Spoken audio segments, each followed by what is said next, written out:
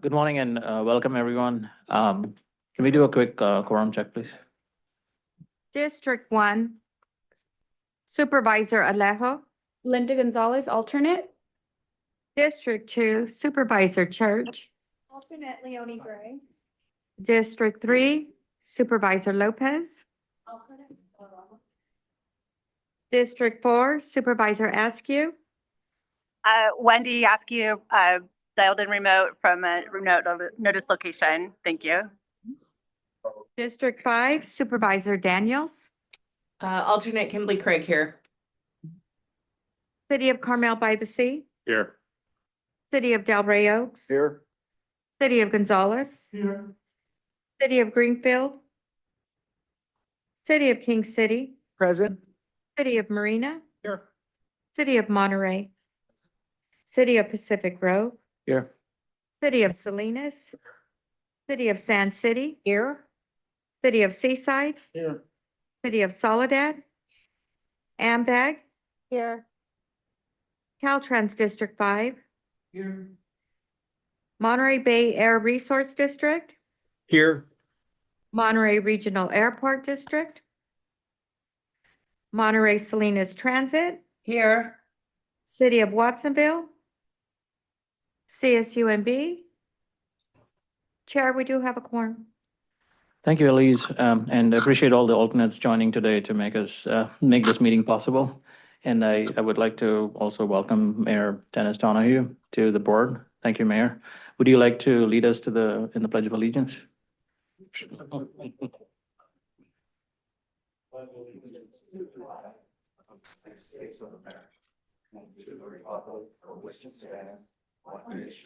Under God, indivisible, with liberty and justice for all.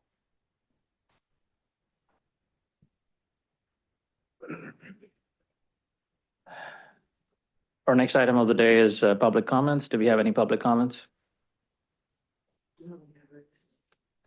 We have a hand raised.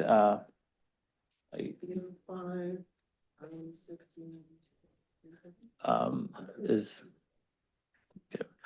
okay. It's a phone number ending with 2837. You have the floor.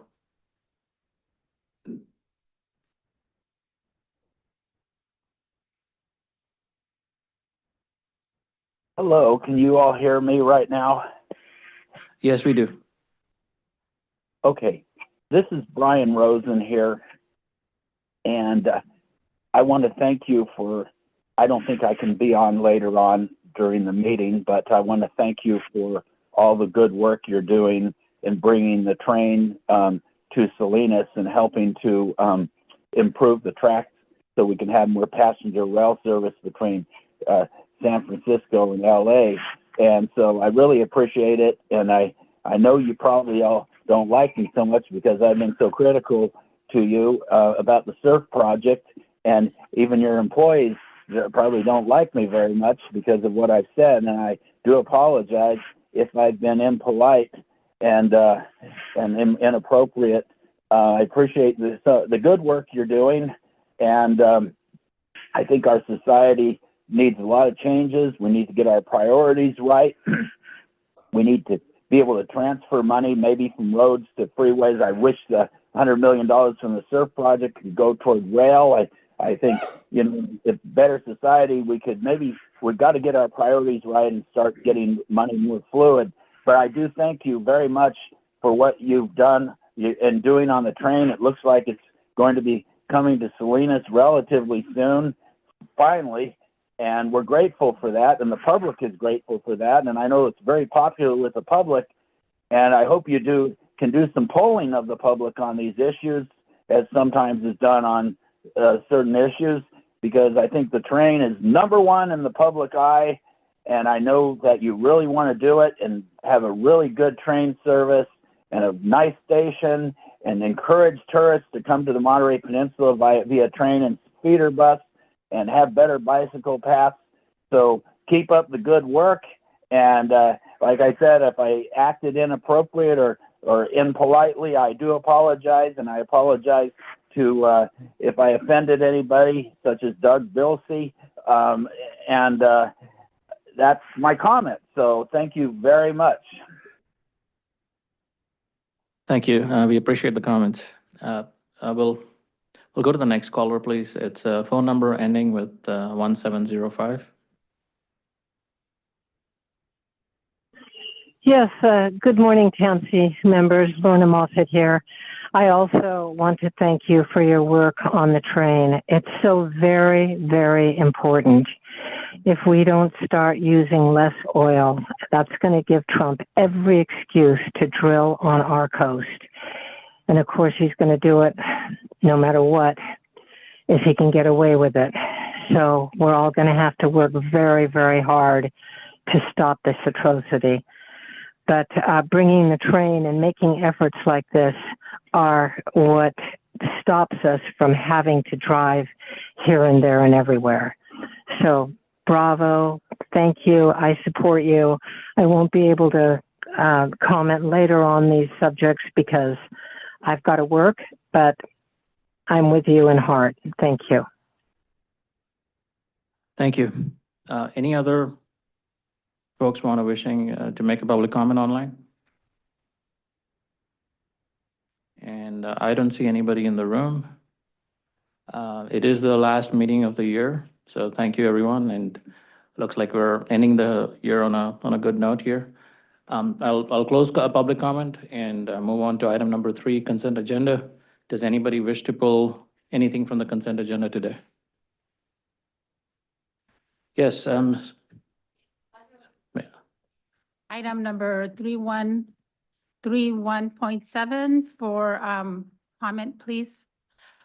Okay, 3.1.7 agreement for accounting services, and anybody else? Yes. Yeah.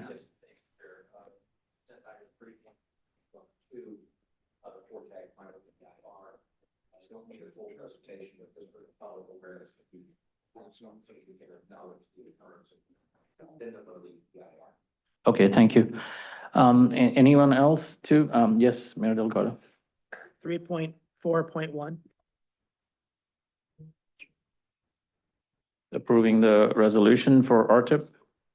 The 2026 Regional Transportation Improvement Program. Yes. Okay, anything further?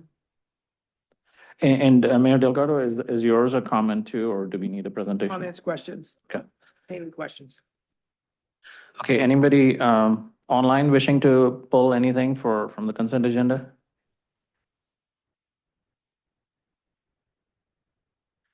Okay, so let's go in order then. The first one is item number 3.1.7, agreement for accounting services.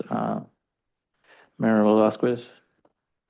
Yeah, thank you. And on this one, because I know it's accounting services, and I just wanted to make a comment, and I think this is consistent with my comments before in terms of the sole source designation. And also because after this, once this is approved, we would have extended the contract for 11 years. And the first time we issued the RFP under a competitive bidding process was back in 2016. So we've amended this contract now, if approved, 4 years with an extension for 2 years. So my recommendation would be to follow our procurement policy. I don't know what our procurement policy states, but to go back and if we approve this for any future extension to ensure that we're doing a competitive RFQ process in the future. Thank you for your comment. I know there's at least some other items I would say that are going in parallel, which is the reason for this being extended.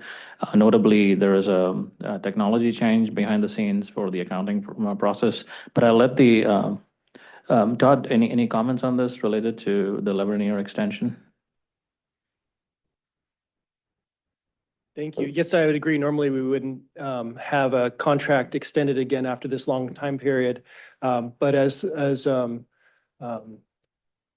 Chair Pedori mentioned, there's an update to our accounting system with, I always forget the title because it's so basic. ERP, which is an overall accounting program that will track both our accounts and our grants and all of the processes that go through our financial systems. And we felt that having the experience of our longtime accountant be part of that process is really critical. So that's the basis for the for the sole source in this case. And when this contract comes up, we certainly will be going out for full bidding. Any other thoughts or comments on this item, 3.1.7? If not, we'll move on to, it was 3.3.2. Adopt the fourth addendum to the final EIR for the Fort Ord Regional Trail and Greenway project. Councilman Smith? Yeah, just. Can you turn your mic on, sir? Sorry. Thank you. I just wanted to make sure that it was fully in the public's awareness that it's a minor addendum to the already previously approved and mitigation listed of the EIR for the FORTAG. So because it is involving just a minor acknowledgement in an addendum, I just wanted to make sure it was not buried and not aware. So the consent, I just felt like it needs to be opened up and acknowledged in a public meeting rather than not even talking about it. So I had no questions with it, no concern with it. Just want to make sure it was, rather than being on a consent, being an open session. Okay, and duly noted. Thank you for flagging that. Any other comments on 3.3.2? If not, we'll move on to 3.4.1, which is the resolution for the 2026 Regional Transportation Improvement Program. Mayor Delgado. Yeah, my comments are going to focus on that piece of this item that regards the Highway 68 corridors, roundabouts, AI, because I, like probably everyone here, have been getting the letters from at least a couple of individuals who have been involved in this. This is one of the most exciting projects we're doing, and for me, it's also one of the most confusing. I'm as big a roundabout fan as there probably exists, around. I just love them in every way. I really like them. And I'm hoping that they work for Highway 68. Where I'm confused is I've asked these kind of questions before. The concurrent progress on AI adapted intersection lights, signal lights, and roundabouts. And in this case, it looks like there's, I guess I could ask this question to confirm. We're talking about $22 million to be spent on right-of-way phase. That's 15.4 Measure X, 1.4 SB1, 4.8 2026 STIP. That adds up to about 22 million. So is that 22 million going to be spent prior to June of 2026? No, it won't. How much of it might be, or none? Likely none. Okay. So is June 26 likely to be on schedule with the AI evaluation and conclusions? Yeah, and our Caltrans representative, when he gets to his report, will give a more detailed update on the project, but we're expecting to have the results of the analysis of AI well before that. Okay. Will any of the 9 million mentioned here needed to complete the final design be spent before June 2026? No. Okay, so what we're approving here isn't going to result in money spent that some would think were wasted if we don't end up doing the roundabouts. Correct. Okay. Thank you very much. Great questions. Thank you for the questions. Anything further on this one? Okay, I think that's all the questions we had, and is there a hand raised? Okay, Mr. Dwight Strump, you have the floor.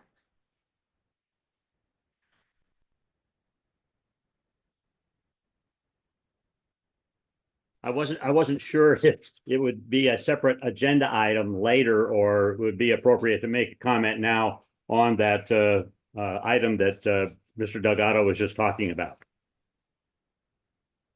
Now would be the right time to make the comment. Okay.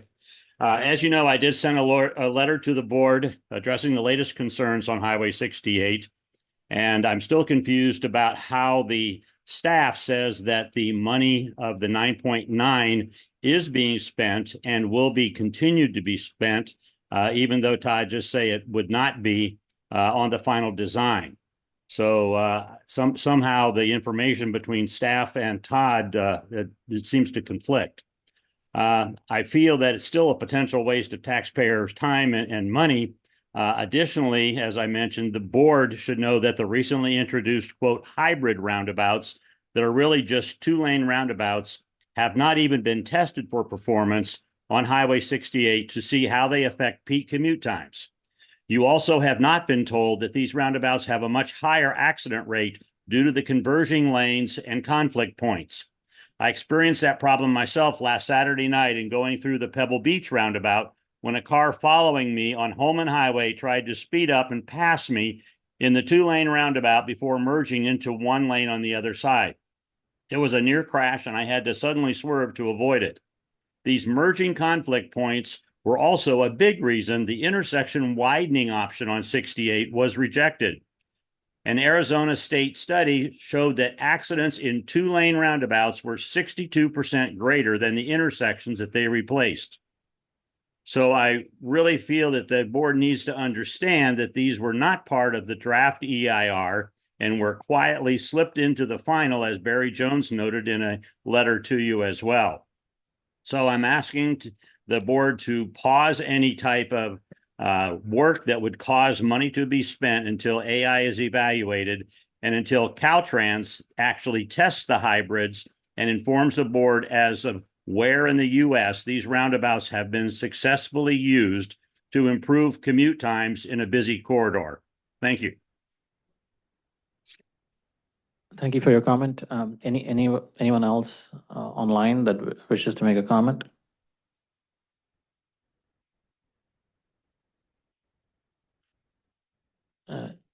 If not, we'll close public comment on this item. Todd, just for my understanding, we are going to get the results of the AI kind of analysis, possibly in the first quarter of next year. Could you just please comment on the timeline there, please? The equipment will be installed hopefully by the end of this month. And then the evaluation of that equipment starts.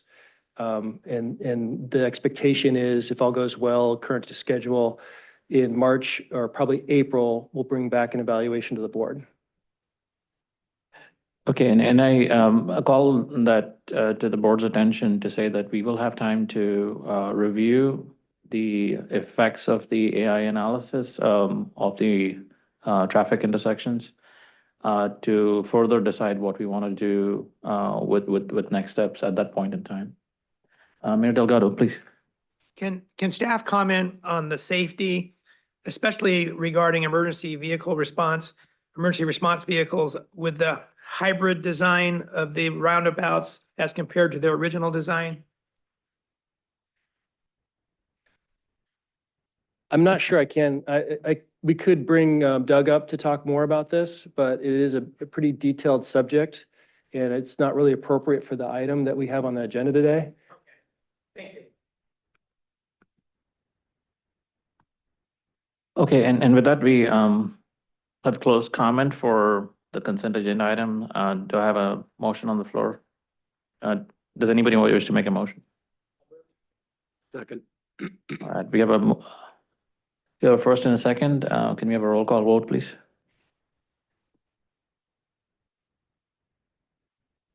District 1, alternate Gonzalez. Aye. District 2, alternate Gray. District 3, alternate Ramos. District 4, Supervisor Askew. Aye. District 5, alternate Craig. Aye. City of Carmel by the Sea. Yes. City of Delray Oaks. City of Gonzalez. City of Greenfield. City of King City. Aye. City of Marina. Yes. City of Monterey. Yes. City of Pacific Grove. City of Salinas. Yes. City of San City. Yes. City of Seaside. City of Soledad. Chair, the motion passes unanimously. Thank you, Elise. We'll move on to the next item, which is present the Transportation Agency Employee of the Quarter. to Yannicke Strauss. Thank you. Looking at the certificate for Yannicke here as employee of the quarter, I noticed that there's a correction needs to be made from what was published in the agenda packet, because since it was published, it says here that she's associate transportation planner, but she's since been promoted to senior transportation planner. So congratulations, Yannicke, for promotion. And that reflects her great work she's done, not just for this last quarter, but for this last year. But I'll go ahead and read the proclamation. It is hereby certified that Yannicke Strauss, Senior Transportation Planner, has been selected by her colleagues as the Transportation Agency for Monterey County as the employee of the quarter for July 1st, 2025 to September 30th, 2025.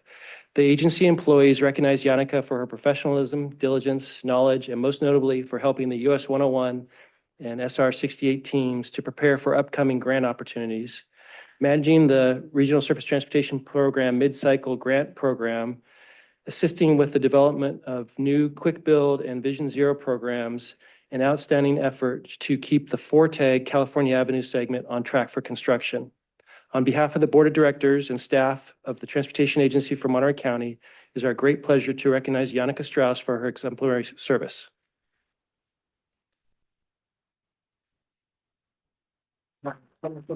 Take a picture. All single-handed work. Yeah, right. Thank you.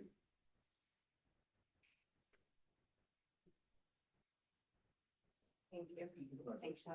Thank you. Working so hard.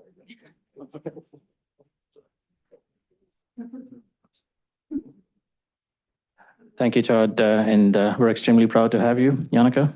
Thank you, and congratulations. We'll move on to item number 5, which is an interesting one. Todd, do you want to take this? I know the agenda item reads that TAMC is the lead agency, but since this publication, there has been some more development. So I'll let Todd take it away.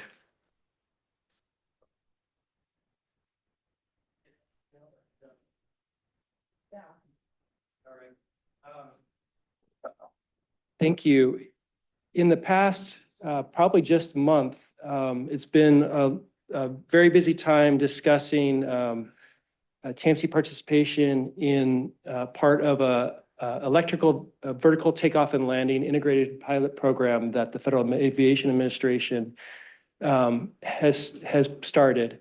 And we were asked to be part of a consortium that would get designated by the FAA and help our region, the industry in our region, to work in this field.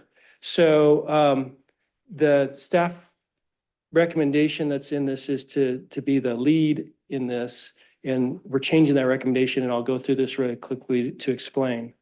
So you see some pictures here of various electric vehicle takeoff and landing vehicles, aircraft, and that's what we're talking about. And this pilot program purpose is to accelerate their safe deployment and help them integrate into the FAA airspace model.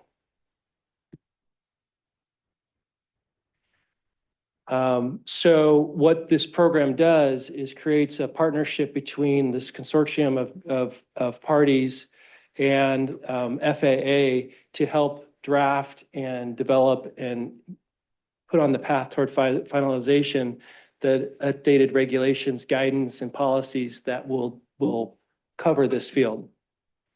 And they're looking for public-private partnerships and looking at ways to accelerate commercial operations.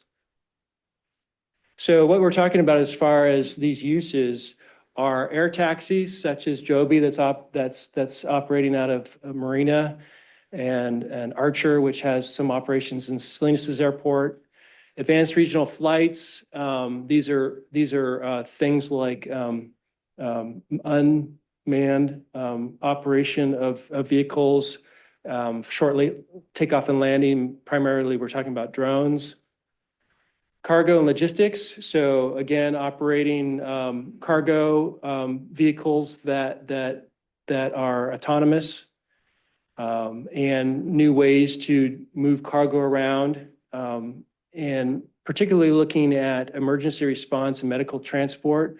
And I don't think they're talking about transporting people to the hospital as much as medical equipment and supplies to where the people in need are in emergencies. And looking at how automation and safety they can demonstrate that this can enhance safety and efficiency of AAM as advanced air mobility operations. So a picture of a Joby's aircraft that's currently being tested and moving along towards Federal Aviation Administration certification out in the Marina Airport. Just a fun note that the TAMC staff did a field trip out to Joby and got a tour of the manufacturing and their operations out there, and see their aircraft in person back in July of this year. That's before all of this program, TAMC's participation in the program started, but it certainly gave us an idea of what we're all talking about. This advanced EIPP consortium is being titled the American Air Advantage. They're kind of feeding into the federal themes of this administration. And what they're trying to do is to show how the 3 years of this program that they can accelerate these three focal areas: air taxi, cargo, and medical logistics.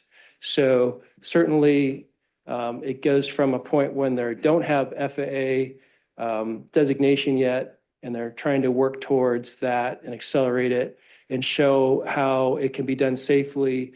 And one of their main goals is to have public support for it and make sure that they address concerns that the public might have of having these types of aircraft operating in our communities. So we were originally approached to be the lead applicant for this because it required a public agency. And this consortium includes a public-private range from private side being Joby and Archer and other equipment manufacturers, to our local airports, to UC Berkeley, and Ames, NASA. There's this whole range of folks and interest in this consortium. And TAMC was working towards coming to the board and asking for approval to be the lead applicant. And late last week and early Monday morning discussions, Caltrans Division of Aeronautics agreed to be the lead applicant. And that is part of a goal to have not only a more or less Northern California consortium, but a goal to bring in another consortium that's developing in the LA area and having a statewide consortium. So ideally, we would expand into that larger statewide and be more competitive towards other states. The FAA is looking at approving 5 to 7 proposals around the country. So we're definitely competing against other parts of the country for this. I wanted to acknowledge the leadership in this area locally with the Monterey Bay Tech Hub, which is been focused on advanced air mobility and bringing it into the opportunities for job growth and economic development. And then Monterey Bay DART, which is also focused on developing drone and making drone aviation possible. So Josh Metz at DART has been a leader in this effort and bringing the consortium together and drafting the application for this. So certainly want to acknowledge that. So that was a very brief overview, and I'm happy to answer any questions. But with that, we changed the recommendation that's in the staff report to be to authorization for TAMC to participate in this consortium and or similar efforts to support local advanced air mobility-based transportation innovation, economic growth, and job creation. Thank you. Thank you, Todd. Does the board have any comments? Yes, Mayor LeBar. Thank you, Todd.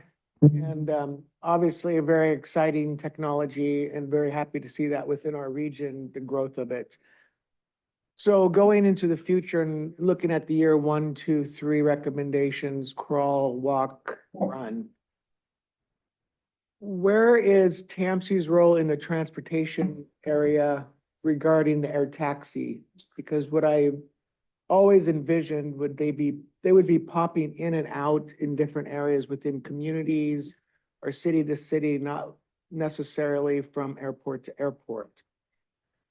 Will this program, as we progress through it, provide any technical specifications regarding what that infrastructure might look like? What would our role be in that development and overseeing the implementation of those, I guess, taxi hubs, or will that stay all private? This isn't an area that TAMC is traditionally active in.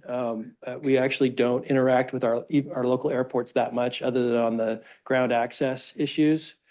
When we were approached, it was because we have we know each other as far as Josh Metz and I have worked together for years, and Larry Samuels was an alternate for the board, and he's with the Monterey Bay Tech Hub, and various folks that we just have that relationship. So they thought TAMC could handle the role of the application, and our role in that would have been primarily administrative, and making sure that the material developed, got reported to the FAA, and the communication between the FAA met all the FAA requirements. Right now, TAMC doesn't have a role in the implementation or the development of those specifics that you're talking about.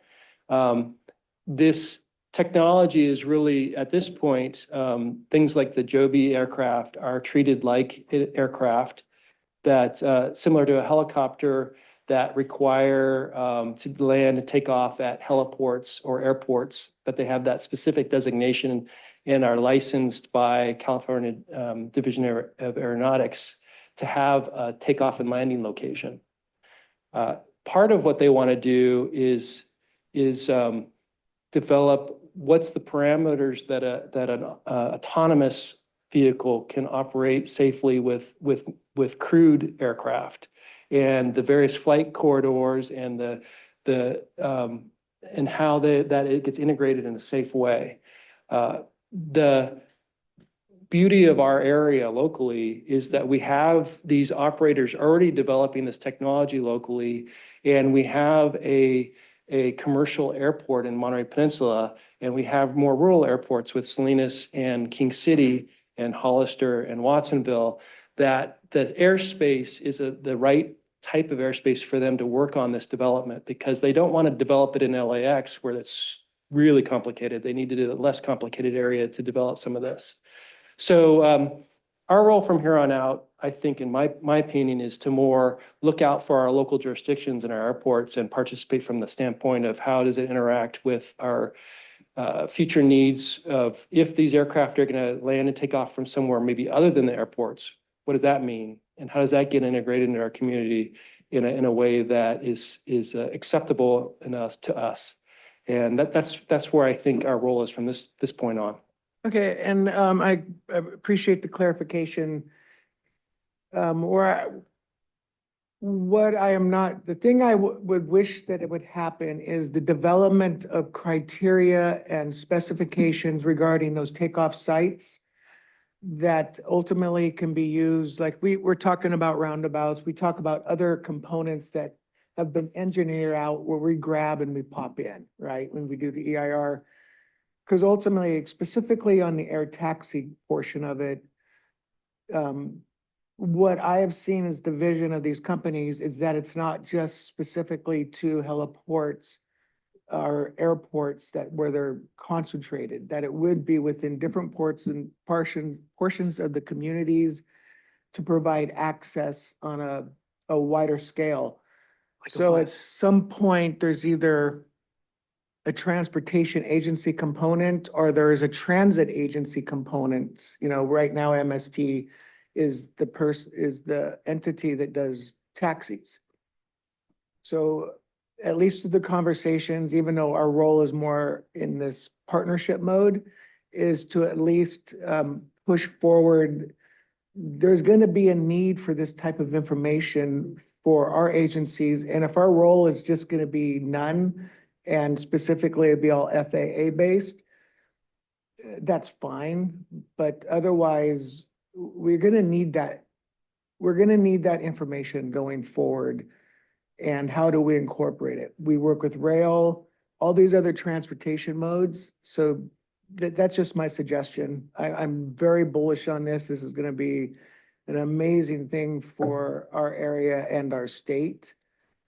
But we definitely, we got to get information through these processes to develop those tools. And what you're saying, I think, is the reason why I wrote the recommendation for us to continue to participate in this so that we can bring that local perspective to it. Thank you, Chair. Thank you, Todd. Thank you, Mayor LaBar. And just to quickly add on to that, I think just correct me if I'm wrong, but eventually we're going to get to a point where we'll receive reports from transportation providers, may include somebody from Joby too, right? So that you have that information, what is going on effectively for us to make a decision. Is that the general direction that you're going? For me, it's just the development of what what the infrastructure will look like. Is it a big circle where they'll pop in, let's say, by the aquarium so people can get on and off there? What is the infrastructure that's necessary to reduce the up and down wind drafts as they take off and land? Are those things that we need to consider? It's really like, how will that work and how does it integrate into our agency's authorizations and mission? Or is that something that goes to MST's agencies and authorizations? Or will that stay specifically within FAA where we'll have no input on where they're put? Because the connection between roads and those operations, they all become interconnected at some point, and every form of travel. So I am very concerned that we need the development of what those requirements are so that when we do long-range planning, we can say, look, these might be ideal spots. Maybe we do a little extra EIR right here. That could be the designated heliport for air taxis to use. So I know it's not actually as premature as it was a few years ago. These things are going much faster than we predicted. So we do need to get that information moving through the system where they develop the criteria, and here it is. So that is where my concern is the integration and the infrastructure and the specifications that will be needed, because we have to do all the EIR work. We have to find the proper places for it. Okay, understood. Thank you. Next comment, Mayor Delgado, please go ahead. Yeah, I know how much work goes into this from our private partners, our nonprofit partners. And so that's why I'm asking, what feedback has TAMC received about switching from being the lead agency to the California Caltrans Aeronautics being the lead? So from Archer, Joby, Josh, and the Monterey Bay Tech leaders, what kind of feedback have they given you? They're supportive of it. This is a collective decision that as they originally wanted the state to be the lead, the state wasn't willing to commit to be the lead. The requirement is for this application is to be submitted by December 11th. So there's a time crunch in developing all of this. So in lieu of the state being the lead, they were looking to TAMC. And when the state decided that they wanted to support it, then obviously that was made it a stronger application for everyone. All right. Thank you, Todd. Yes, Mayor Alex. Yeah, Todd, thank you. This is actually really exciting. I know there's a lot that's happening already in this space. So I think it gives us an opportunity just to kind of, even though it may not be a bigger role, but at least to get into this space, which I think it's really exciting. I think for me, it's also looking at, you know, and obviously this is a very dynamic space, but how do you integrate? I mean, our focus is really rail as well and other modes of transportation, but you know, looking at opportunities of how is that integration into rail, right? And when you're looking at being part of this dynamic spaces, what are some of those other opportunities to look at? And the connectivity and the connection with that, and obviously in the tech space. And for me, it's also looking at opportunities. I mean, I know this is really specific, but also the workforce space development for our region and our area, and where are those opportunities as this continues to develop? You know, what are those spaces for us that you can bring to the table here? We obviously have a big region, and where are those opportunities that can be presented for our region to be able to look at? So I think for me, it's a lot of different connections that could be as this continues to develop that we can benefit from by being part of be part of this consortium. So there's not going to be any cost to us, so right? I mean, there is no cost associated, so just want to make sure if there's any. The cost will be the staff time to participate. Okay. Yeah. Okay. But not significant?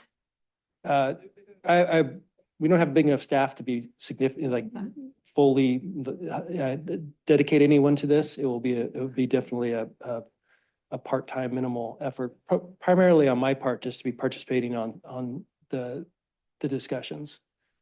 But so relatively low cost. Yeah, thank you. I think this is exciting for us to be just to be integrated into this and looking at what the future holds, because there's a lot that's already happening. As I said, that kind of one additional thing. I want to acknowledge Ryan Bigelow. I asked him to work on the team that's developing the application. And in the last month, he dove right in and has provided his project management experience and helped, I can tell, already helped them. And I just didn't want to leave that out. So thank you. Great. Any other comments? Yes. Thank you. Councilman Brown. A couple of questions about the inclusion of, and sorry, this is relatively new to me, Southern California. You talked a minute ago about the way that this region, Monterey County is sort of set up to, we have a private provider here, Joby. We have a variety of small local airports, Monterey, Watsonville, Marina, to name three. Can you talk about what sort of infrastructure like that is provided by the southern end of the state? And I'm saying southern end of the state because that's what you said.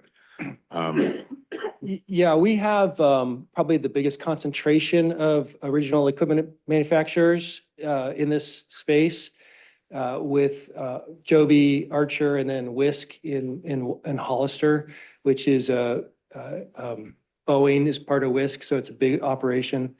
And then there are others in Northern California that are focused more on air cargo. So this consortium was originally kind of Northern California, Silicon Bay, and Monterey initiated because of Monterey Bay DART and our local manufacturers being kind of the nucleus of it.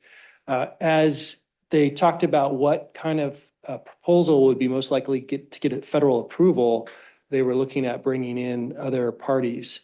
And Caltrans Division Aeronautics had already been working with Kern on some emergency access related advanced air mobility projects.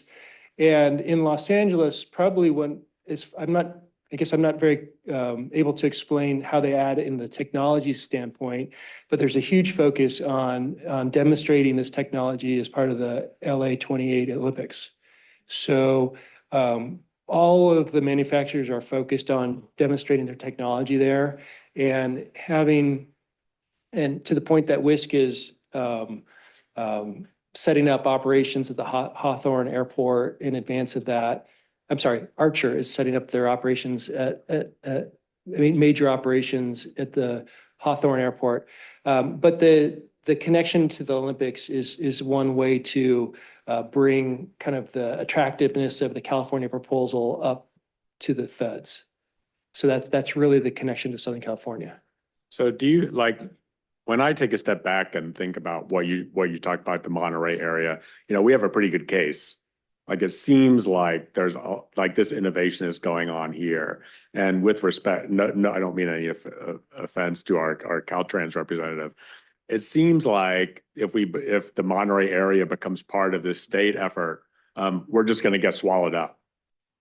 And Monterey has 500,000 people and all this industry, but LA has 10 million. LA County has 10 million people and a much less developed infrastructure. And it seems like by being a part of that consortium, our interests are going to get diluted. And maybe I don't know how to respond. Like, honestly, I don't know how to respond to the comment about the Olympics, because that is a very good comment. But it gives me pause, and I also, I guess if the private partnership, companies around here have decided this is the way to go, like maybe it's just not my role to sort of question that decision. But it seems like we're going to get swallowed up by LA and by the rest of the state by choosing to go down this path rather than sort of forging our maybe less likely path of having a much bigger, of being able to establish it here and doing the work here. And it gives me concern. Do you have any thoughts on that? Like how I should think about that? Yeah, so this is a federal designation. It's not even a grant. There's no money associated with it. But it really does provide more access to FAA for this industry to develop. And the local manufacturers, local group that we have are really critical in the forefront of this industry right now. But it's this federal program, they're looking at 5 to 7 locations around the country, and there are clearly 2 or 3 others that are equal or at a very high level of expected to get designated. And the question is, will California get designated or not, just kind of from a political standpoint? And bringing in the Olympics is just another nudge because the Trump administration is very bullish on the Olympics. And it's a way to strengthen the California proposal. I think of whether we get, I think being combined into a statewide just makes it a bigger tent and allows our local industry to have potentially get designated when they might not otherwise. We would be competing, if there were 2 proposals in California, we'd be competing against the one that has the Olympics in their local area. We have probably a better use case or technology case, but I'm not sure that makes it the winning argument. We still have the use case that we have an environment that's very conducive to them developing. And I think that helps significantly. And I think it makes the case to the LA consortium to join with us because of that. The other factor is, there's a couple of factors. One is essentially we're not being asked to be the lead anymore, so it doesn't matter. They're going to move forward on this. It's really, I'm just asking for approval for us to continue to participate, so we're active in it. But the other is, I just lost my point. So I think really it's a matter of do what we can to support our industry and support our local communities to be part of this process so that we can hopefully reflect our needs as much as possible. When will the selection be made? That's not clear. The deadline it's the classic federal process is they have a deadline for a submittal. They don't tell you when they're going to make decisions. So it will likely be in the matter of 3 or 4 months. And I assume you'll report back to us. Yeah. When that I remembered the point I was going to make. One is that if we don't get designated, and if California doesn't get a designation at all, there's discussion for this consortium to continue working as in a partnership to essentially try to have the same results, just without that formal FAA support. So the desire is for this to continue regardless of whether they get designation or not. Thank you. All right. Yes. Please go ahead. just a comment or a comment question. So, the, Caltrans Division of Transportation Aeronautics, Aeronautics. aren't they the ones who write policy for all the airports, regulation and safety policies that all airports have to abide by? They certify all airports and heliports in the state, yes. So, I think that this is a good choice, or for policy, actually, that, they go as lead. I think we'll get much farther with them in that, position. So just comment. So thank you. Thank you. Go ahead. Yeah, I'm supportive of, especially with the change in focus that the lead agency would be Caltrans. I think that makes sense. Otherwise, we would be talking about taking on a different role, which wouldn't, we would be asking you to tell us what's the capacity, how does that change our work plan? So we're upping our funding, we're taking on a greater role and responsibility that would probably get us it would get us into a mission creep, and I'd be concerned about losing our focus as an agency. I think it makes sense to be a member through the MOU to say that we're going to participate, that we would have staff dedicated to the meetings, the education, the oversight to see what's happening, but not as a lead agency. It's an intriguing thought that we would be potentially after step 1, 2, 3, and then beyond, sort of looking at this taxi service by air internally within our cities. And Cannery Row is probably a dream, but there's so much in the air conflicting of where we already have close quarter landing areas or arrival zones or takeoff zones with the Monterey Regional Airport. So it's an emerging industry that we have to embrace, that we'll see how it organically develops. There's lots of opportunities. Excited the fact that we have Joby Air that's staying here, and an opportunity for us to see how this industry is going to sort of evolve quickly. But I think it's the right change, having Caltrans to be the lead agency and endorse the fact that we should participate wherever we can to make sure we know what's happening around us and be part of that. So we have all of our cities and the county has a voice through TAMC into that industry to continue to advocate. And, you know, I think it's a good thing to participate and have someone as a regional agency like this. I think it's the perfect fit in the Monterey County region, other than some of, I can't imagine another agency doing what this needs to be, representing us all. So I think this is the right agency to do that as a participant, but not a lead agency. Thank you. Thank you. Any additional comments? Yes, go ahead. Yeah, I'll just take a quick 30 seconds. Yeah, I support this wholeheartedly. It's a great idea. 100% agree with Ed said is, if we're not at the table, you know, whether the so-called LA area eats this up, not us, right? It's gonna, whoever takes the lead eventually gonna fulfill this need, right? But we should be at the table to understand what's going on. Otherwise, how are we telling Joby and everyone else we're supportive of them? And when it does break big, and it's not gonna break big for the next 10, 15 years, because it has to be airport to airport, helipad to helipad. It's gonna stay in aviation for a long time until it's safe. But when it does break open, we would have been at the table. We would have shaped the things that were talked about way before we would need to really vote on them. But if you're not at the table, we're not in this consortium, then where are we getting that information from? How are we shaping our future 15, 18 years from now if we don't understand it? So when Todd says he'll do it in his extra time, then we appreciate him putting this on his back. But this is a perfect place for us to be, especially without being the lead. It's just really information. Thank you for those comments. I saw MST raise their hand, but it's not raised anymore. Any additional comments on this one, including MST?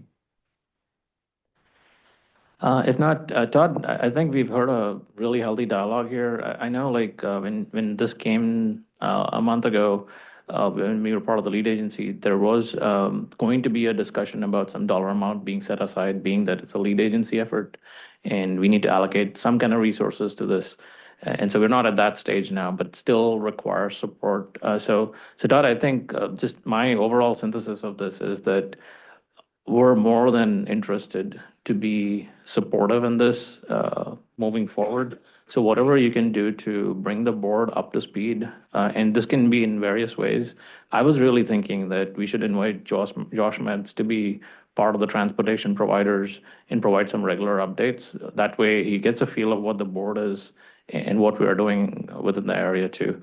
But we'll look to you to see how you bring this information back to us. And I don't know what support exactly means. It could be infrastructure support because it's not, everything is electric, right? So you need to have some kind of like provider in there to provide those services. You will need support internally because I know Ryan helped. Thank you, Ryan. But I think we'll need some expertise internally for the aviation space to construct a productive dialogue here. I do see various aspects in there. So I'm just letting you know that let us know how we can support you to make this better for all of us. But Mayor LeBar, you had a comment. No, I was just gonna say, when we get to the right point, I would make the motion with the amended recommendation. Sure. Please go ahead. I think we're at that stage. Go ahead. And I make a motion to approve staff recommendation with the amended recommendation. Thank you. And do we have a second? I'll second, Carbone. Thank you. Roll call vote, please. District 1, alternate Gonzalez. Aye. District 2, alternate Gray. Aye. District 3, alternate Ramos. District 4, Supervisor Askew. Aye. District 5, alternate Craig. Aye. City of Carmel by the Sea. Yes. City of Delray Oaks. Yeah. City of Gonzalez. City of Greenfield. Yes. City of King City. Aye. City of Marina. Yes. City of Monterey. Yes. City of Pacific Grove. Aye. City of Salinas. Yes. City of Sand City. Aye. City of Seaside. Aye. City of Soledad. Yes. Chair, the motion passes unanimously. Thank you. And I just realized that I didn't go out for public comment. Are there any public comments on this one? Yeah, there's one. Okay, we have Louisa from MST. Please go ahead.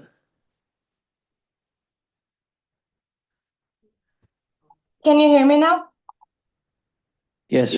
Okay. Yeah, so this is I work for MST, but this is a public comment, so not involved with MST. This is my personal opinion as someone who lives in Monterey. I just want to remind TAMC about our goals of providing high impact mobility for the Monterey community. So focusing, I know novelty is exciting. So yes, there is a lot of novelty in those new technologies, but the greatest technology that for transportation, for high capacity transportation, for high speed transportation has been already invented, and those are trains. So if we're going to be spending resources, we want to be spending resources on what's going to benefit our community, what's going to benefit the most residents of Monterey County. So I just wanted to give that comment because I know that novelty is exciting, but it is high impact mobility, what we really want to achieve. And again, this is a public personal comment. Thank you. Thank you for your comment. Anyone else from the public? If not, the motion did pass, so we'll move on to item number 6, which is approving the transportation agency's draft real property ownership policies. Mr. Zeller?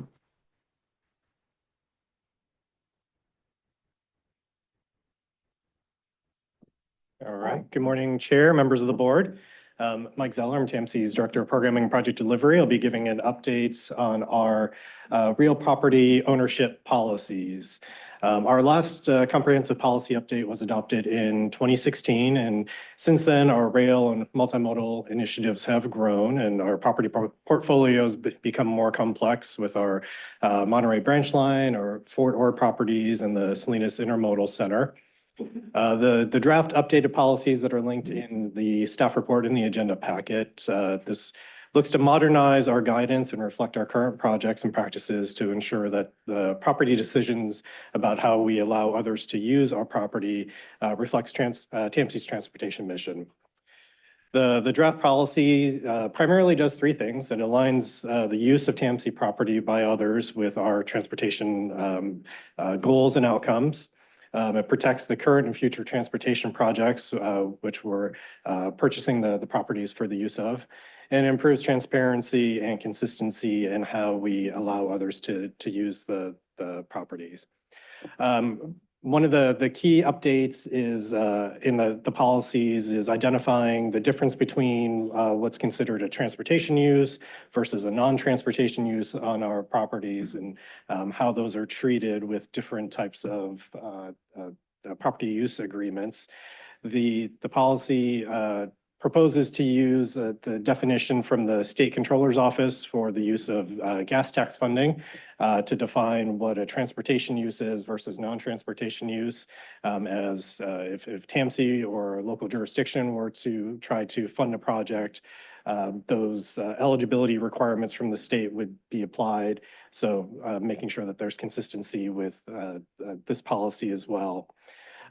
So just for an example, the transportation use would be one that directly supports or enhances the movements of people or goods and facilitates access to services. So this be, for example, passenger rail stations, layover facilities, bus rapid transit corridors, or bike and ped infrastructure.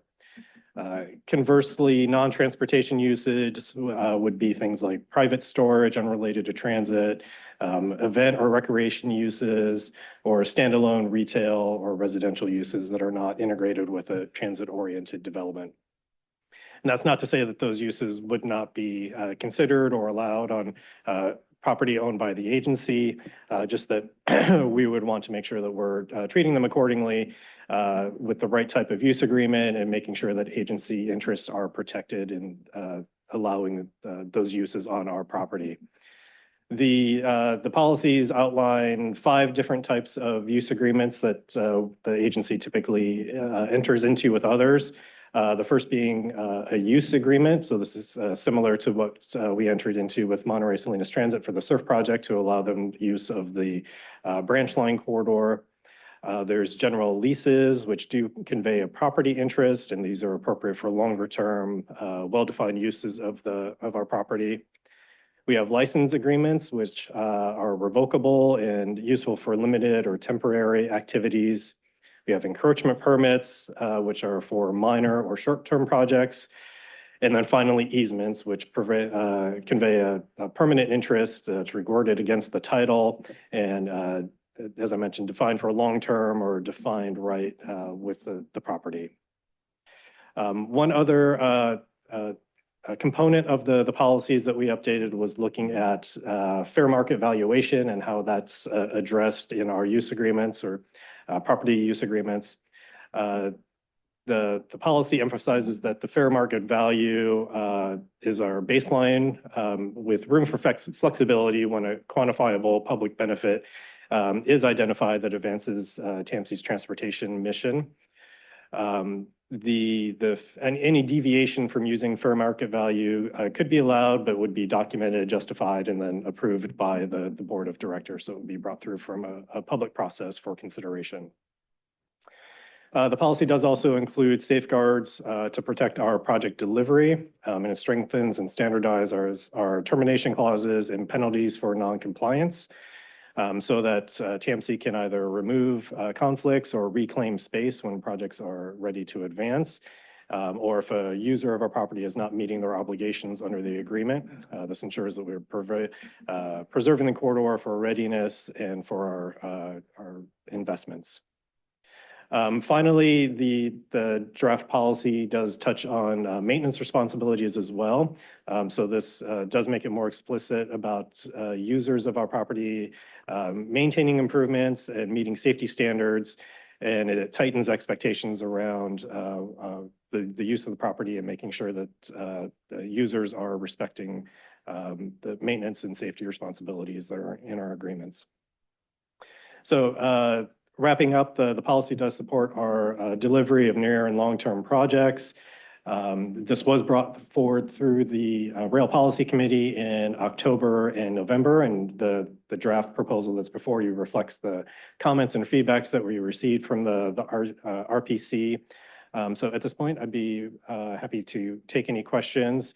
The staff recommended requested action is for the board to approve the updated policies. Thank you, Mike. Any comments from the board? Yes, Mr. Smith. Just a question. I know this has not been touched since 2016, so it's timely that we have it modernized for some of the changes. When we compare this policy, what was your baseline to be able to use the information that you needed? Do we look at other agencies in terms of how they manage their own property?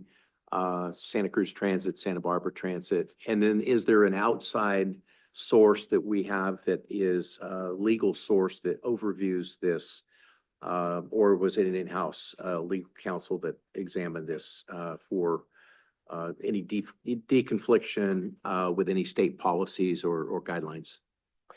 So in terms of looking at other agencies specifically, we didn't compare it specifically to other agencies. It's more standard practice with the different types of agreements that we have entered into previously.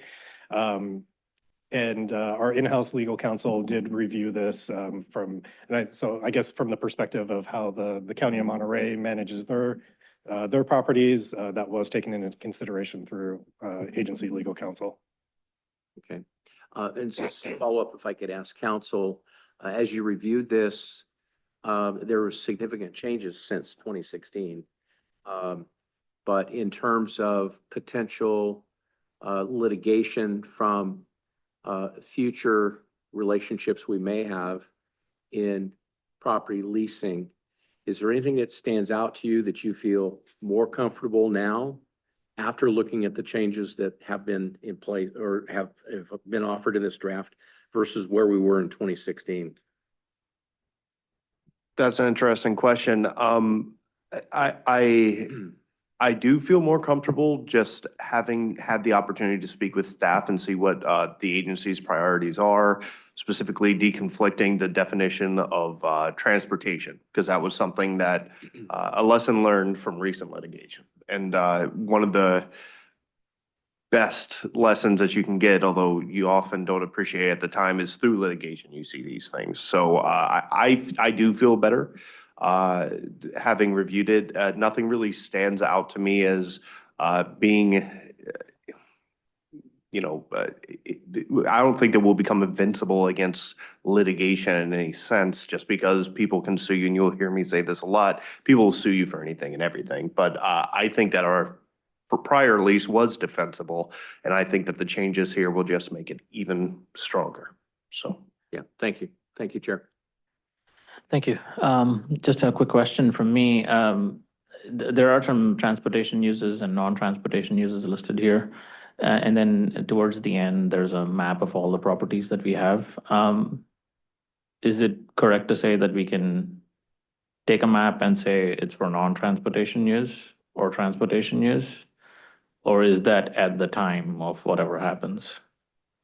I believe it'd be at the time of whatever proposal comes forward for using the property. So the maps that are shown are properties that are in the agency's current ownership.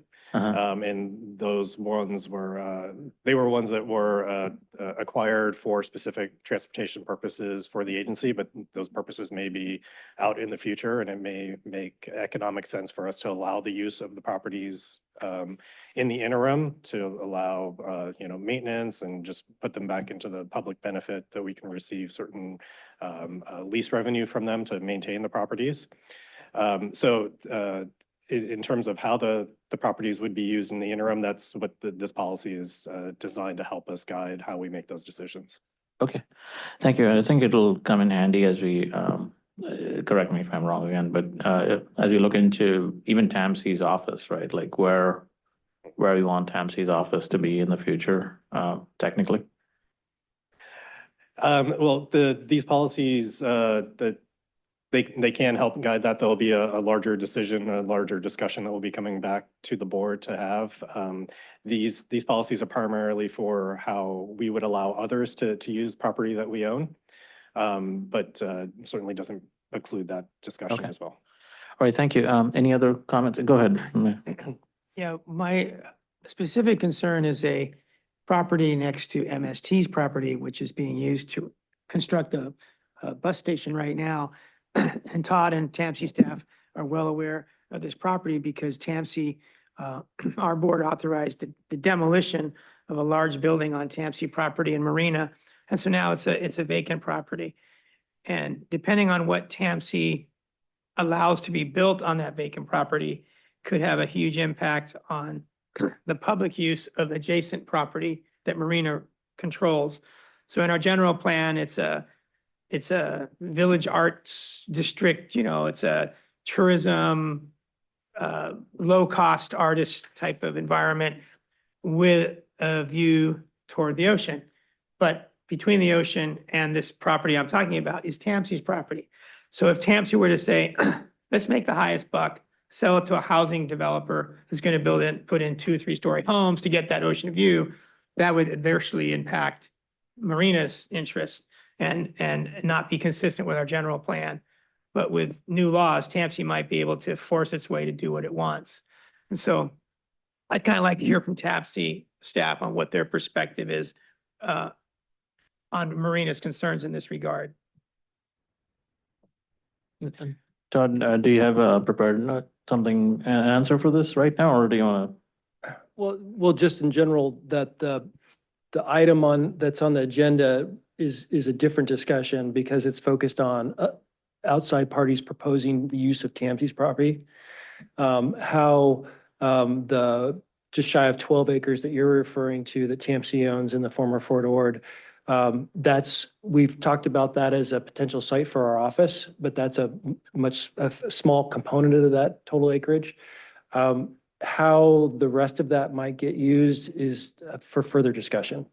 Right. So Mike, I'm sorry. And I'm sorry, I do want to just step in to say, I don't think that the conversation that is starting was agendized, but if memory serves, I don't want to completely squash it. I think that it came up at our last meeting or the meeting before last, and there was a very long discussion about where possible locations and things might look like. So I would refer you to there perhaps, or we can bring it back for an agendized item in discussion. All right. So my specific concern would be if a third party contacted TAMC and said, we want to do housing, that today's decision might affect the criteria of acceptability for third party proposals.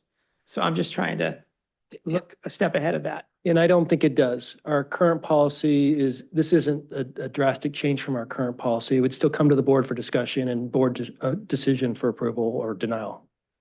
All right. Thank you, Todd. Thank you, Mike. Okay, thank you. Any public comment on this item? Oh, sorry. Go ahead. Yeah, thank you. Yeah, I have a question. Just I know it was noted on the policies, there's specific properties that TAMC has that there was some background information, but just my question is, especially because TAMC has a variety of different properties. So does each specific property then also have the provisions attached to them that identify or adhere to the specific restrictions that it has based on specific funding. I know that obviously some of them, especially the surf or the one of the rail lines, had a specific provision because it was acquired with state funding. And so do we have, I don't, maybe not all of them will have that, but for the properties that we do have within this policy, do we identify some of those restrictions? So when that property is leased, then we know what those specific restrictions are. And when the lease is prepared, that those restrictions are included in that specific lease for those properties. Yeah, thank you. So yeah, I know. No, that is a very good question. And the properties that we've acquired in some circumstances do have restrictions based on the type of funding that was used to purchase the properties. So for an example, the Monterey Branch Line corridor was purchased with Prop 116 bond funds. The state has since removed those restrictions based on our commitment to invest in other rail projects in the county. So the Prop 116 restrictions on the branch line corridor no longer apply. But for things like the properties that were purchased in Salinas, those are still designated for long-term rail use with the funds that we purchased. There was a situation where with the station parking and the Lincoln Avenue extension that we recently constructed and then transferred to the city of Salinas, that we had to make sure that those projects were staying in place when we transferred them to the city, and the state had to approve the transfer of those properties to make sure that the long-term transportation use was included in that conveyance of the properties to the city. So those types of restrictions are carried forward. The interim use of the property through leases and other agreement types that we have identified here don't necessarily adhere to those types of restrictions. We do have to look at them on a case-by-case basis, and that's why we look at the different transportation versus non-transportation uses.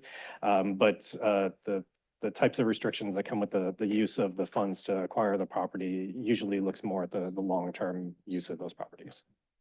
Thank you. Just go ahead. Thanks, Chair. You know, I'm uncomfortable with the language. You know, I think we always should protect TAMC, and that's what we're here to do as we represent our individual communities. But I do have a significant portion of right-of-way that we are leasing. Businesses are leasing from TAMC at this point, and I'm concerned about whenever those leases may come up, we may act a little bit too fast. And so I just want to remind the board that you know, people have been inside and with these leases, with these leases for years, for decades, some of them, and it's not as easy as it may sound to sign. What is wrong? It may not be as easy to get them off as we may think, even though we control the property, and I understand that. But I would just ask the board to think about those things as we're talking about changing the language and moving people off of these leases without taking some of those things into concern and consideration. I'll just leave it there. You know, whenever the leases come back up, I'm sure it'll come through the board and I'll have more to say then. But I appreciate TAMC and what they're trying to do, but I think it's consequences to moving a little faster than what we should do. Sure. Noted. And on that note, actually, I'm just curious to know, do we maintain some kind of record saying which leases are up in the coming year or two? Is there some document? We do. We have a tracking spreadsheet that we use to keep track of all the documents, the terms, and when renewals are coming up. Okay. I think it'll be useful for the board to at least review it if something's, or at least get some prior notification if something's coming up a year before, so that we have ample time to review it. But comments duly taken. Yeah. Any other comments? If not, I'll open it up to the public. Any comments from the public? I don't see any hands, so this is an authorization, there's an action needed. Do you have somebody making a motion here? Yes, Chair. I'll make a motion that we approve the recommendation as stated. It's updating our property policy. Thank you. Do you have a second? Second. Thank you. Roll call vote, please. District 1, alternate Gonzalez. Aye. District 2, alternate Gray. District 3, alternate Ramos. District 4, Supervisor Askew. Aye. District 5, alternate Craig. Aye. City of Carmel by the Sea. Yes. City of Delray Oaks. City of Gonzales. Aye. City of Greenfield. Yes. City of King City. Aye. City of Marina. Yes. City of Monterey. Yes. City of Pacific Grove. Aye. City of Salinas. Yes. City of Sand City. Yes. City of Seaside. City of Soledad. Yes. Chair, the motion passes unanimously. Thank you. We'll move on to item number 7, which is the Highway 1 Elkhorn Slough Corridor Climate Resiliency Project. Ms. Guther?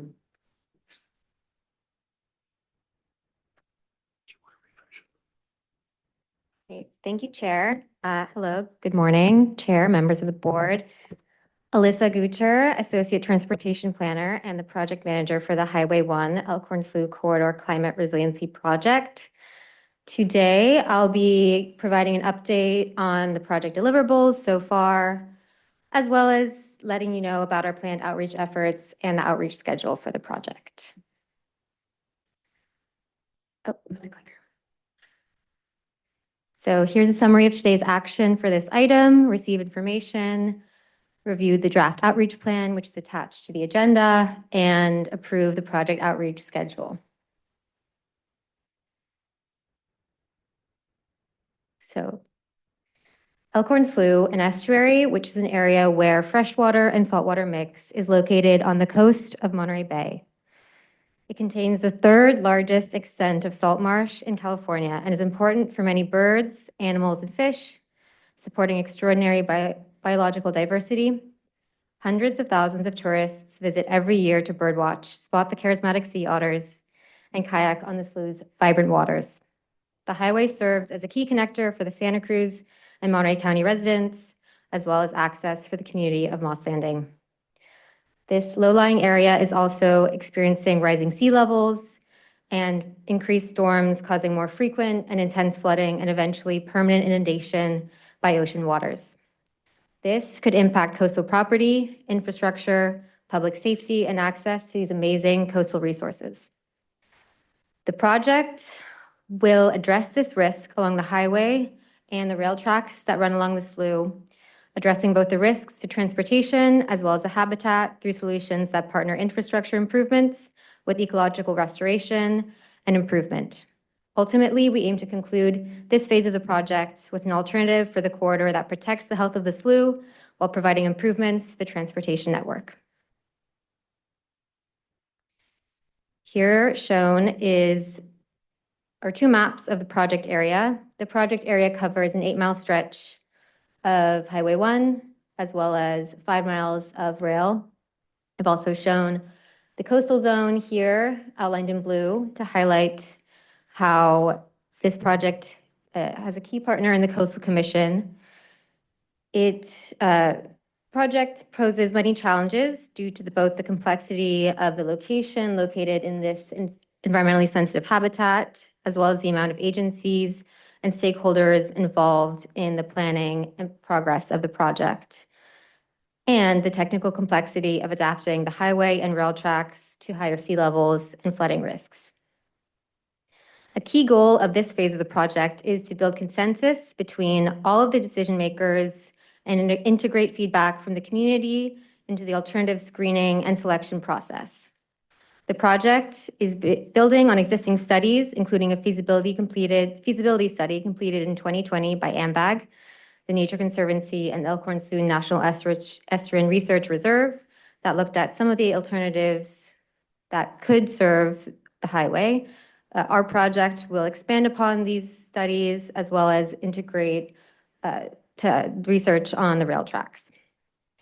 TAMC's studies, yes, will include the alternatives used in the AMBEG study as well as building more alternatives for the corridor.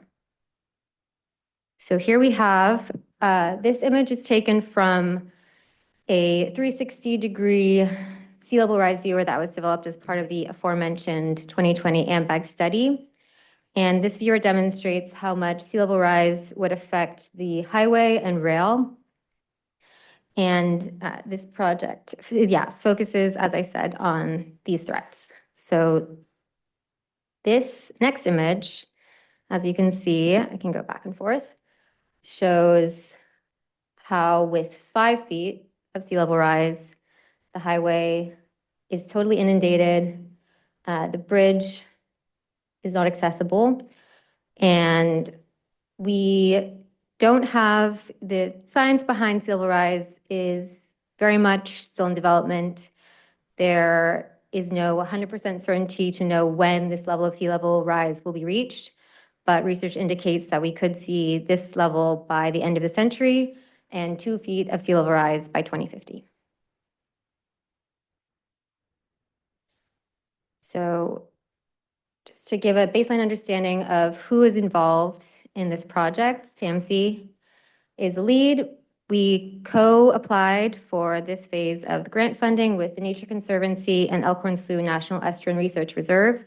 The ESNR, or Elkhorn Slough National Estuarine Research Reserve, is kind of one and the same with Elkhorn Slough Foundation. They partner with their advocacy and research work in the slough, and they're key partners in helping us focus the infrastructure work on restoration and integrate ecological science with the project. We also have a robust steering committee, and we'll be developing a broader advisory group that will include advisory representatives from agricultural business entities, as well as community groups. We also have a technical and science advisory group that will focus on the technical complexities of the alternatives development. We'll be having 3 public workshops for education and communication and comments from the public. And then obviously TAMC board will also be participating and receiving information.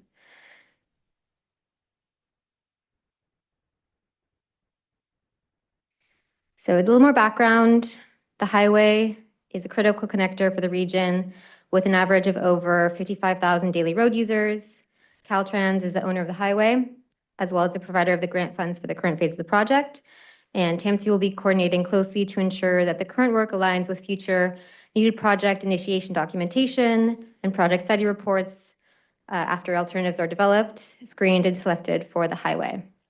This 8-mile stretch of highway is highly vulnerable to future flooding from sea level rise, storm surge, and increased precipitation, and a lack of access will significantly impact traffic in the region, and I will go over some of those projected impacts in a few slides. So here is another screen grab from that 360 sea level rise viewer. It's just another closer look at the highway and how it would be impacted by these higher sea levels. Another key important infrastructure aspect of this project are the Union Pacific owned rail tracks that run through the slough. So these rail tracks were originally constructed in the 1870s when CEQA and environmental review wasn't really a thing. So people weren't thinking about how having rail run through a slough could be problematic. So currently that railway is owned and operated by Union Pacific. And there's 4 to 6 freight trains operating daily on this line, as well as the Pacific Star Light that goes daily. These trains include, longer trains going from the Bay Area. There's going, shorter local trains as well. The train tracks regularly overtop during high tide and king tide events, and there is no current plan to remedy this issue from Union Pacific. And the flooding does force trains to stop and wait for the water to subside and necessitates regular temporary repair work by Union Pacific. So these images are quite dramatic. The one on the left is from the 2023 storm events where the Pajaro levee broke. So this tractor actually got stuck trying to go along that road and had to be rescued. So here's another, here's another overview from that sea level rise viewer. And you can see in the background where the tracks are on the left, that's currently, and then with 2 feet of sea level rise, the tracks are completely underwater, inundated. 5 feet of sea level rise is much the same, but the salt marsh would be completely overtopped as well, which is a big concern for Elkhorn Slough Foundation and preserving the health of that salt marsh there.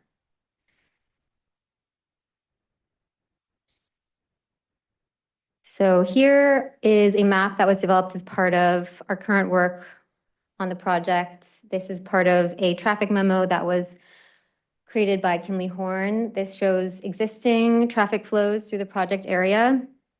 And these maps are still draft and yet to be finalized, but they serve to illustrate the need for a long-term solution to maintain highway access. So you can see in red where there's high traffic areas, green traffic is flowing, and yellow or slower areas. So now with projections for 2050, this is a scenario in which there is no flooding of Highway 1 in the project area. You can see how much more red there is. So traffic is definitely increasing, especially around, inland from the highway. And with a flood scenario and Highway 1 being blocked off, you can see how much more impacted those corridors will get.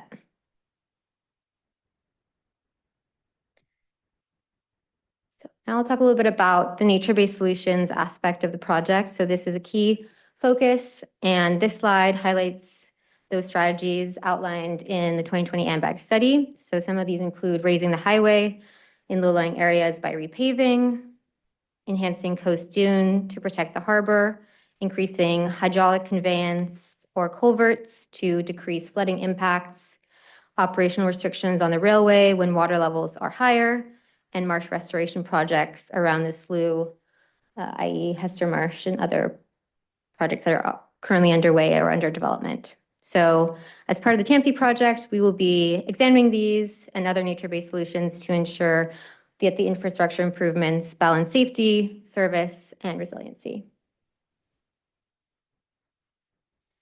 So now a little bit about how we aim to do this through this current phase. We are conducting what's called a planning and environmental linkages study. As I said, we're following in the footsteps of the AMBAG 2020 study, but kind of in this in-between feasibility and project development phase. So the planning environmental linkages process was developed by the Federal Highway Administration really for these projects that have infrastructure in environmentally sensitive areas. And a key focus is really to build consensus at an early stage of the project before we have environmental review, before we have engineering dollars and construction dollars, so that we can have the key permitting agencies like Coastal Commission at the table, building consensus and agreeing on a preferred alternative so that we can streamline the next phases and get to the construction phase without big surprises or people not having their voices heard earlier in the project. So here are some of the project deliverables that we've achieved so far. We started this project. We received grant funding, we were able to start under contract with Kimley Horn, our consulting team, in June of 2025. So since then, we've developed a traffic memo, we've done sea level rise modeling, and collected a bunch of existing conditions and previous studies information, as well as created an outreach plan and schedule. So these codes are for the project website that's been developed, as well as the VR Explorer for anyone that's interested in accessing those. I can send those out later as well. So as I mentioned, we've had some really robust engagement with our partner agencies thus far. We have a steering committee that's made up of Caltrans District 5. We have Caltrans Division of Rail. We have Coastal Commission, Monterey County, AMBAG, State Water Board, and we're welcoming additional participants in that steering committee that meets monthly thus far. And their role is really to advise partner-related questions and answer key public agency questions. We are developing a wider advisory group that would include a bunch more community groups as well as business groups to advise on more broad questions about how the project would impact those groups. And then I mentioned the technical advisory group that's really more focused on integrating the science and technical aspect of the project. We're also doing work to engage with the tribal community and liaisons and have discussed potentially doing a roundtable or listening session with those groups as their capacity allows. And then we have the engagement with the public. So this map details our outreach schedule. So you can see the star indicating where we are right now. And we'll have workshops starting in February, March of 2026. So that first workshop will really be to establish the project scope and existing conditions, as well as introduce the plan for engaging on screening of alternatives, which that engagement will happen in summer of 2026, where we'll introduce the developed alternatives and discuss them with the public, and then have another opportunity for a workshop in winter of 2026, where we'll discuss the draft final planning environmental linkages study and our conclusions. So in addition to those workshops, we'll also have our online engagement with a website, with a mapping tool, surveys, and regular updates on the project. And then we'll also be engaging through our community-based organizations. So we have a whole section of the consulting team that's going to be focused on engaging with local nonprofits and community groups just to get the word out through their agencies, as sometimes our own public workshops are limited in our ability to gather everyone in the community. So we're going to be working through their, those community groups, meetings and workshops to talk about our project and get feedback. We'll also be furthering the virtual reality tools that I showed and updating the viewer and updating drone footage and other information that has progressed since the 2020 study. And I want to mention, so the green lightning bolts do indicate where the TAMC board will be asked to have input or review information. And then the next steps from when the project ends in spring 2027 will be going into environmental review, obtaining funding for future phases, eventually beginning construction and opening the new facilities. Right, that concludes my presentation. Here's another overview of today's action, and thank you all for your time. Thank you, Alyssa. Any board members wishing to comment? Yes, please go ahead. Okay, I noticed on your who's involved slide, it doesn't mention Coastal Commission. I know that they're absolutely a critical part of this, but then you mentioned something about them being on or having representation on the steering committee. Yes, that's correct. So that slide, that's an omission I could have remedied, but the steering committee includes Coastal Commission, yes. So that they're quite involved thus far and have, I think, had probably at least 3 members in each of those steering committee meetings and are actively reviewing documents and providing comments. Okay, and then also, because any potential option will really impact Supervisor Church's district, do you have any focus groups? You showed up there the engagement with the public, but do you have anything specific to the public within that district? So we do have, we have that community-based organization arm of our outreach. So we could definitely work through that to engage more with Supervisor Church's district. I know we have actually a site visit tomorrow to look at some of the overtopping. We have some king tides coming up. And I believe Marilyn from Supervisor Church's office will be attending that. So we're definitely interested in engaging with Supervisor Church's office as much as possible. All right, thank you. Thanks. Any additional comment? Go ahead. I think it's funny that some people might think of TAMC board input as lightning bolts. Uh, Great ideas. Is there, I know it's early, is there a draft budget through construction and the potential funding sources that might meet that?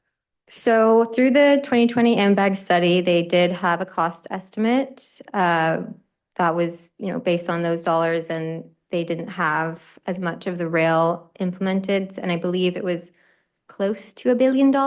Sorry? Close to 1 billion. I could give you that exact number, but yeah. So, but definitely funding sources, through this Pell process, we're going to be looking to do NEPA and CEQA certification to pursue both federal and state dollars. All right. What year was that estimate by AMBAG? 2020. Thank you.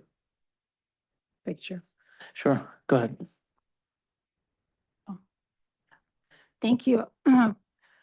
And so just for clarification, the 2.25 million is just for the public engagement component, everything you spoke about here, that's what we're spending the 2.25 million?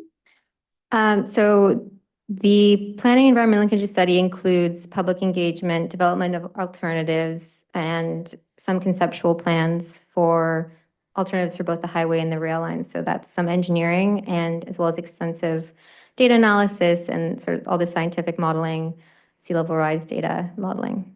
So no, not just public outreach. Okay, so when you presented the nature-based solutions, so on that slide, if you can go to that slide, so you already have identified some of these solutions, but there's still going to be others that are going to be presented as part of the ongoing designs of, as you're doing outreach, looking at working with the community, there may be other solutions that may be different than these that are being presented? Yeah, so this slide, actually, this information comes from the 2020 AMBAG study. So these are some of the alternatives that they looked at for their study that was completed in 2020. So we would, definitely want to include these, but with new research and anything that's been developed since then, we'd want to be open to including those nature-based solutions as well. Okay. So the 2.25 million may include, obviously, our research to include others, but looking at the AMBAG study, which are these, with potential others. Yes. So one thing that we're expanding on is looking at precipitation. That was not included in, so this is different from the nature-based solutions, but as one of the factors for risk for the highway and the rail. So that's going to be integrated in the modeling data that was already done. So looking at how more intense storm events, like the one in 2023, could impact those projections for flooding. And just my last question, when you're going out to speak to the community and community engagement, they'll be looking at what's existing. So they'll be looking at these potential solutions as well, or just what is the communication with the outreach portion with the community. They'll be looking at some of these solutions and discussing that, plus obviously getting their input in terms of other potential ideas that they may have.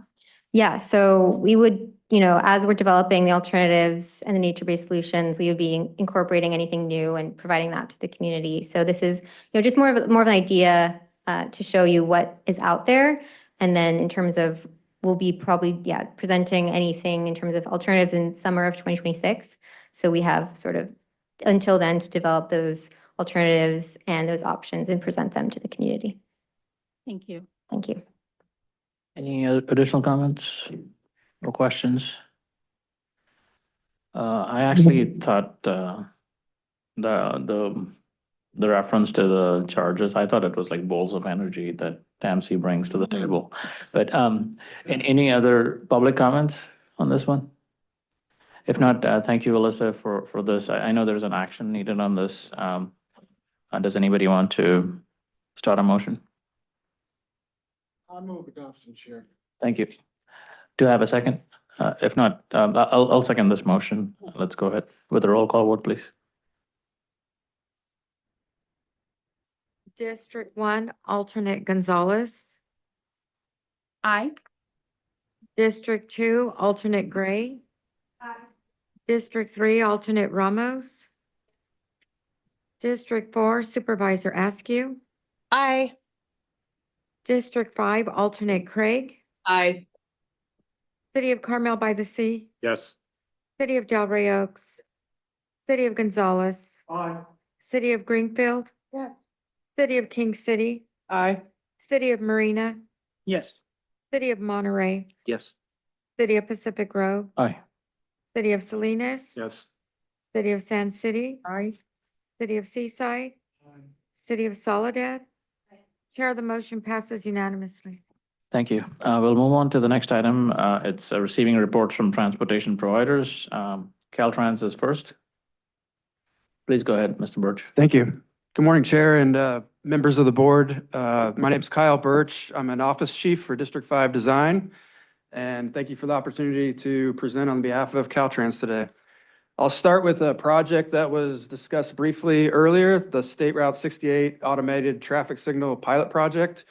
I'm pleased to report that we're on track to have the ATSC system installed by the end of the month. That includes cameras and traffic signal controllers. That system, once it's installed, there'll be some testing through the winter and early spring, and we anticipate that it'll be fully operational by the spring. So I know that was kind of discussed briefly earlier, but wanted to give an update on that. So making good progress on that front. Secondarily, I'd like to talk about the Sustainable Transportation Planning Grant applications. The review period just closed for those on November 21st. Those will be reviewed through the winter and the spring, and the award announcements are anticipated in the summer of 2026.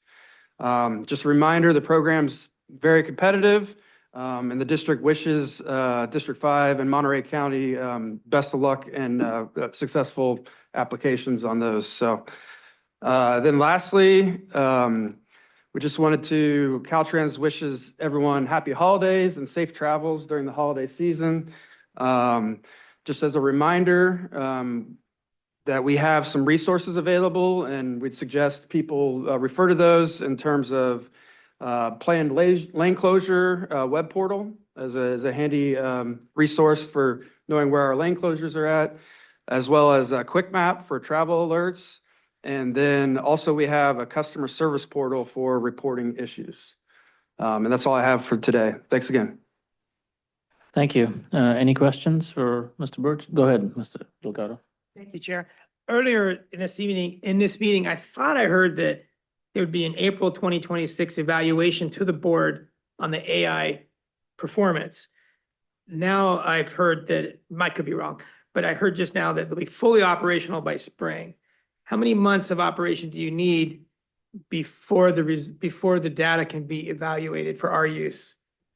Well, we'll be working with the vendor. As I mentioned, we'll be done with the installation here at the end of the month, and we'll be working with the vendor to test it out in the coming months.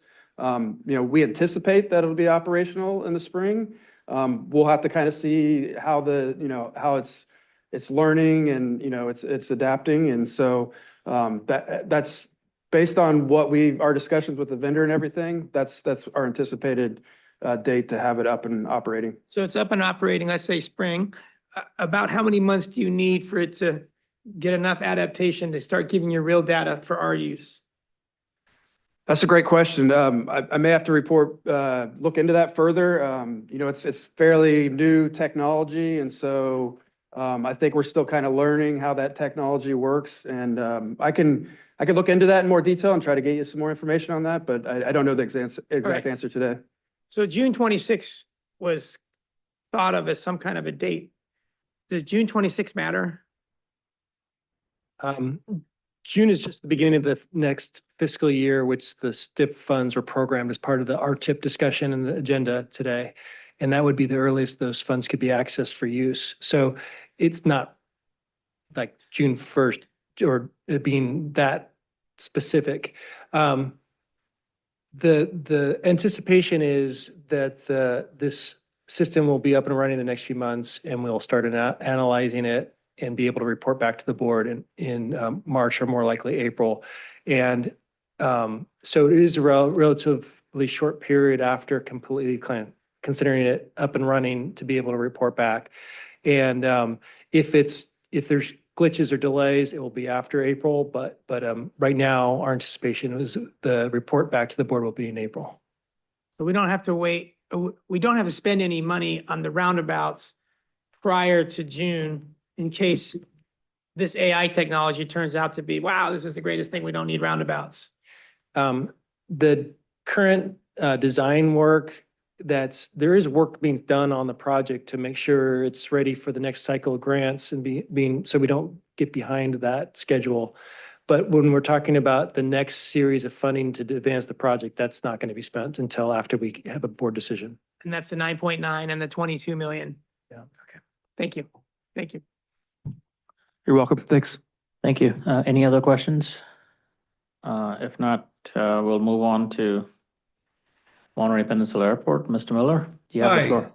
Hi, thank you. Nothing earth-shaking to report. We are still continuing with the terminal project. We're moving at breakneck speed with that. We hope to be completed within a year to 18 months.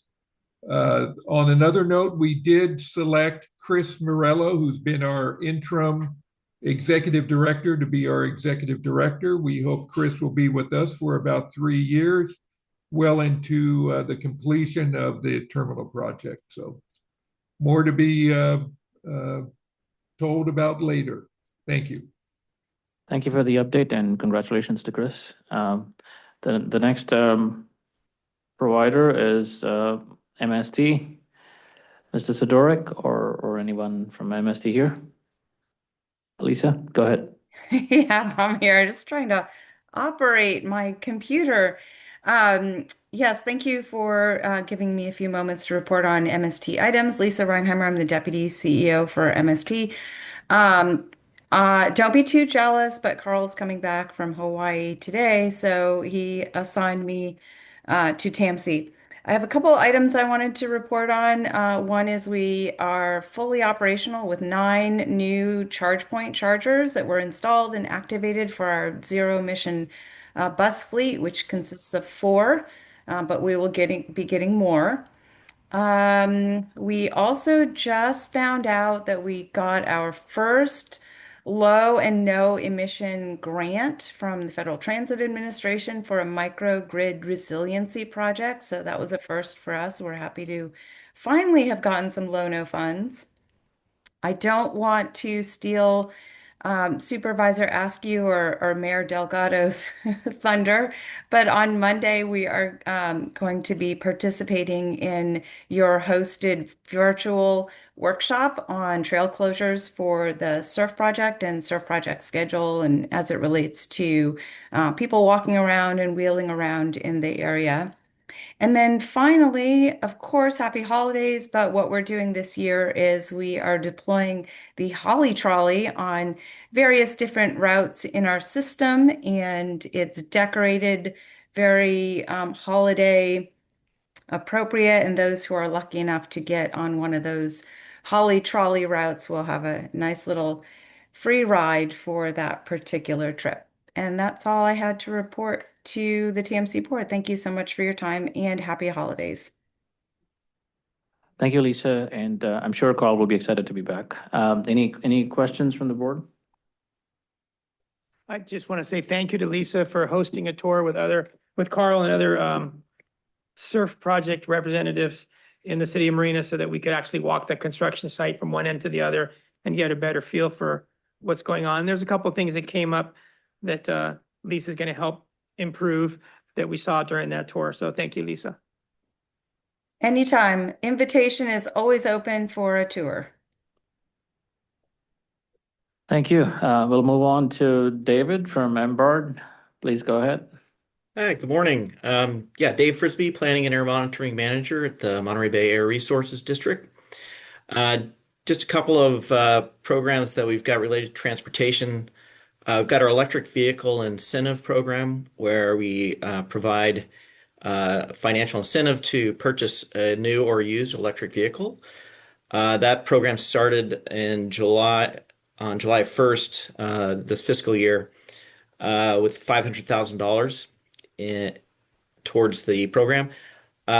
We're almost out of funds now. So the program's been very popular. We've got a lot of interest in it.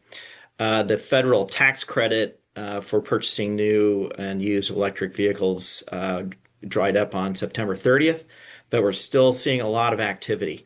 So if anybody wants to get an electric vehicle, now's a good time to buy it. There still are incentives available.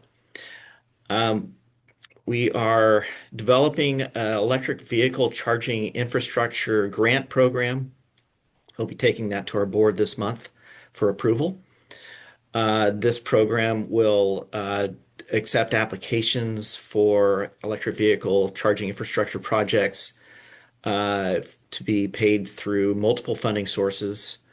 We're going to be focusing on the development of electric vehicle chargers in corridor, workplace, destination, multi-unit developments, and low-income areas. So that's it for our transportation projects. Thanks. Thank you, Dave. Any questions for Dave? If not, we'll close out the section. Any public comments? I don't see any public comments. Oh, I do have a hand raised, or not, maybe. Any public comments on this one? Mr. Barry Jones, please go ahead.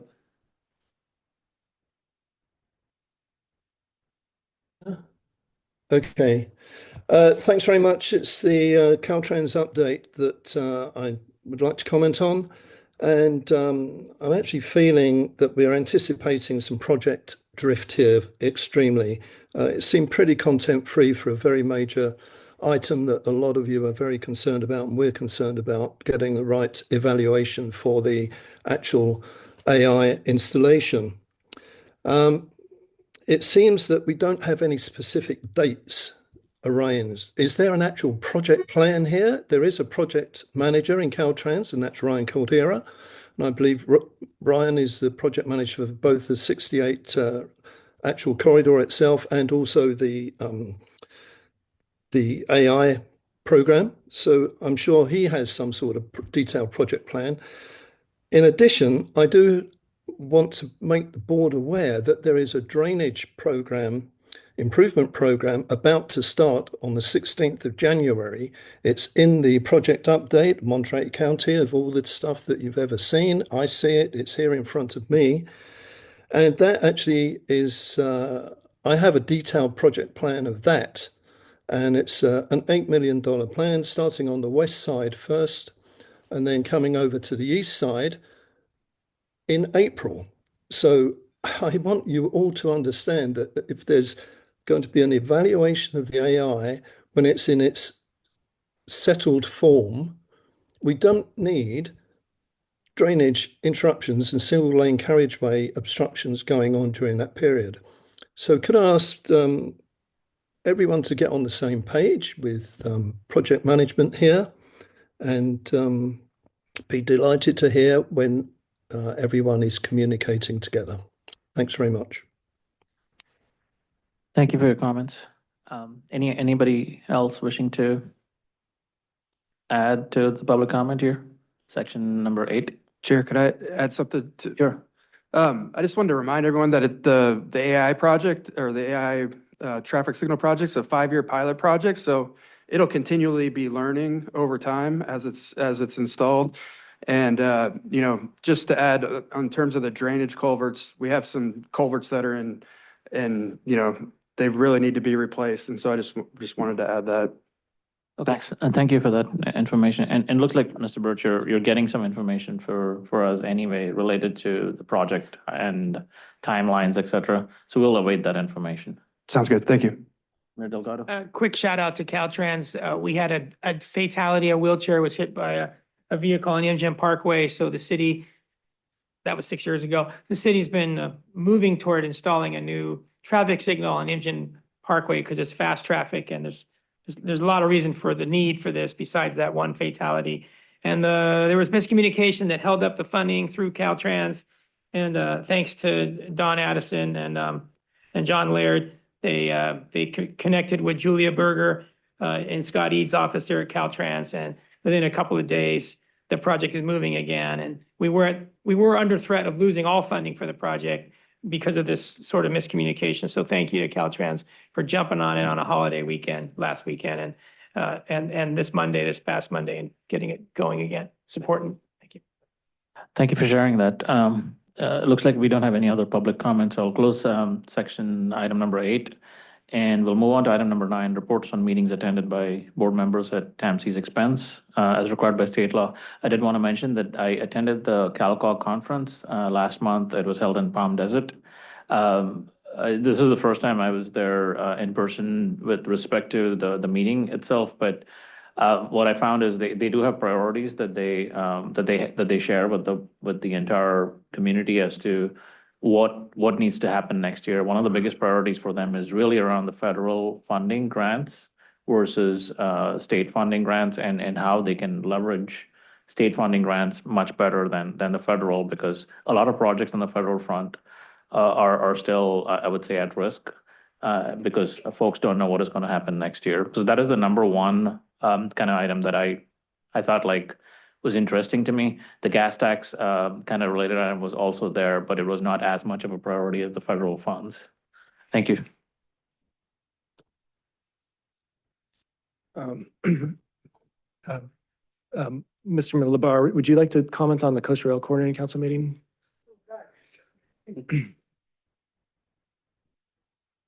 That wasn't an item paid by for TAMC though. They're true, but there was a lunch component that I'm not sure whether that will get covered or not by TAMC. Oh, okay. Just in case, true. Yeah, I didn't submit that, my portion for the lunch, but King City hosted the last Coast Rail Coordinating Council meeting. We did a tour of our rail station. We were very happy to have all the providers, representatives from Caltrans, Union Pacific, as well as all of the partnerships along the corridor. There was discussion regarding the over $60 million that our corridor received and how the implementation of very important projects along the corridor are going, and how ultimately that all relates to additional passenger service, because each one of those components are providing those sidings that are necessary for Union Pacific to keep their freight trains moving and allowing passenger trains to go. Is that good enough? That's great. Thank you. Sorry. I'm sorry about that. No, I just wanted to make sure we covered it just in case. And Supervisor Daniels also joined us at that meeting and tour, and it was a very good opportunity to have on-site look at King City's project that we've been supporting, and we're looking forward to getting to construction. So thank you. Thank you. Looks like there's nothing else, so I'll close item number 9 too. And item number 10, ED report. Todd? Be very quick. The items I had listed have been covered already, so I want to wish everyone a happy holiday and look forward to working with all you next year. Thank you. Thank you, Todd. That was quick. Item number 11, any announcements or comments from TAMC members on any future agenda items? Seeing none, go ahead.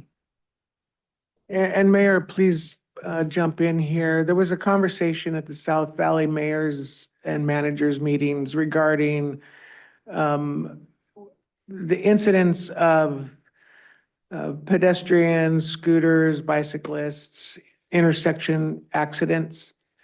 And the mayor is putting together some work for us, but we had also discussed the fact that there might be an opportunity, and I would like the board to consider, is taking a small amount of dollars to create an educational campaign for our community, because so many of us have put in active transportation program projects. And I think we're all seeing more people using different modes of transportation, especially the electric scooters are seen to become very, very popular. But the need to remind people and drivers that everyone needs to be aware of their surroundings, I think is something that we can come back to. And this would also expand upon all of our Safe Route to School projects as well. So I'm not thinking it needs to be much, but maybe we do look either if there's a Measure X dollar, like some of the interest that may be accumulated, that could be put into a campaign program. So just for considerations. And Mayor, you're the one that brought this up. Would you like to expand on that? Sure. The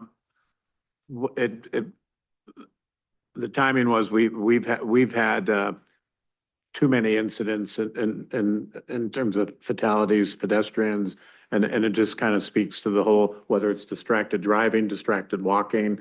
There's been increasing concern in our community about fatalities and accidents, and that happened to coincide with we had our monthly Valley Mayors meeting, and this idea need not be limited to the Valley Mayors, but people were asking, do something, and it really seemed to me that we needed the most immediate thing we can do is a serious strategic public education campaign, and if all the county mayors and supervisors wanted to jump in, the more the merrier. But just to underscore, in my mind, the seriousness of this, or to give it some perspective, in Salinas last year, we had more traffic fatalities and pedestrian incidents than we had gang homicides. So that's a big statement. And when I asked one of the police officers who kind of oversees the whole traffic area, he really attributed it to a lot of it to distracted driving, but to the mayor's point, and just being my first TAMC meeting, it's really a good reminder that folks are moving around in a lot of different ways these days. And, it's getting darker earlier. It's a busy time of year.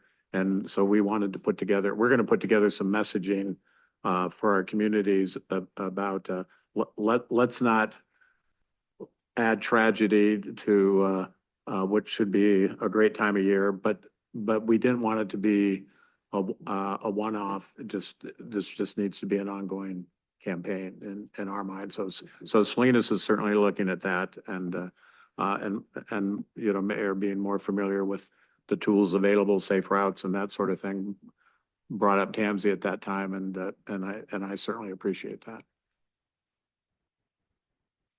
I can respond, or if you have the same subject? Yeah, but I just want to add to that if I can. So thank you, Mayor. I think the other thing that with Mayor Labar, I think the other thing we have that we've talked about, and I think it's happened in some of our communities as well, is Vision Zero. I think it's Vision Zero, right? And so through that campaign as well, is we want to get to zero fatalities. And so I think it's a perfect opportunity to be able to designate, and I don't know how much of that funding is allocated as part of the Vision Zero campaign, but I think it goes hand in hand with that, that's what we want to get to. And so I know for us, and when we pulled some of the data, I asked our chief to pull some of the data, and thankfully I thought we had some fatalities. Thankfully we didn't, but just in terms of this past year with the pedestrians and bicycle collisions, crash data, we had 23. And for our small city, I mean, that's a lot as well. So I think it's important to be able to have that and to share that data, especially in terms of what we're already doing with TAMC on the Vision Zero efforts. And this is a collective effort, not just with our cities, but I think it's a collective effort as part of TAMC, and it's our mission. So I think it goes hand in hand. Yes, please go ahead. No, I agree with that 100%. It is our mission. That's our first mission. And so, we don't want to get always bogged down with the tens of millions, fives of millions of dollars, and we don't want to do basic education. That's all it is. And we have so many of our residents going through all of our cities. So just telling one group of citizens, hey, don't speed in my city when we know they freaking everybody's city. And then I would just share with the mayors and I'm sure county members, we're all spending lots of money, hundreds of thousands of dollars on traffic calming measures. And so it's always in our interest to, if it takes some dollars out of TAMC, then we should be open to that, no matter where that money comes from, to educate everybody in the county at a similar time and not just be a one-off, because it saves those incidents and of course save more lives, and just the average, what is it, incident and fender bender. But I asked the mayors, I know we're spending hundreds, even millions of dollars on traffic calming. What's the whole object of that? And so I think it's in our interest as TAMC to come together and put out one type of message ongoing, as we get money over the years, change that message up. But it never gets old, right? Slow down, look for pedestrians, share the lane type thing. That never gets old. Thank you for the comments. I know this was for the future agenda item. Todd, do you want to comment? And just that I'm excited to say that you're all talking about this is a weird way to say it because it's such a serious issue. But this is definitely a high priority within our current work program, and it has been for a long time. But specifically, we've been doing safe out to school work, and we're continuing to do that. We have the Vision Zero planning effort that we're in the middle of. So all of this ties in with that. And so I'm very excited that we'll be working on this next year directly. And I ask that if you have individual efforts in your communities, that you coordinate with us because leveraging all our communication will help with the issue. So this comes back, it'll be on multiple agendas next year as we work through this. Thank you, Todd. Through the chair, I concur with the comments here. I did want on the comments, as we connect, like Fortag and the different bikeways that we see that we haven't looked at, that I think that we need to look at this regionally. And I did want to send out just a message over to Caltrans in regards to a project that was just done on Highway 218 in the city of Seaside, adding this crosswalks along 218 where there weren't any. I have a residence, I own a property right there on 218, and there was a fatality, a person, pedestrian, just walking where there was no sidewalk, right at our property line, and that person passed, and there has been a few accidents there, fatalities. So just wanted to give out the comments. So thank you very much for what you have done in the city of Seaside on Highway 218. And I am a Sand City resident, but I did feel that needed to be mentioned. So thank you. Thank you. Okay, with that, we're coming to the end of the meeting here. We have a closed session. We have a closed session though, so there's still time. But thank you. So we'll move to, we'll have a closed session item that's coming up with this employee evaluation. Thank you.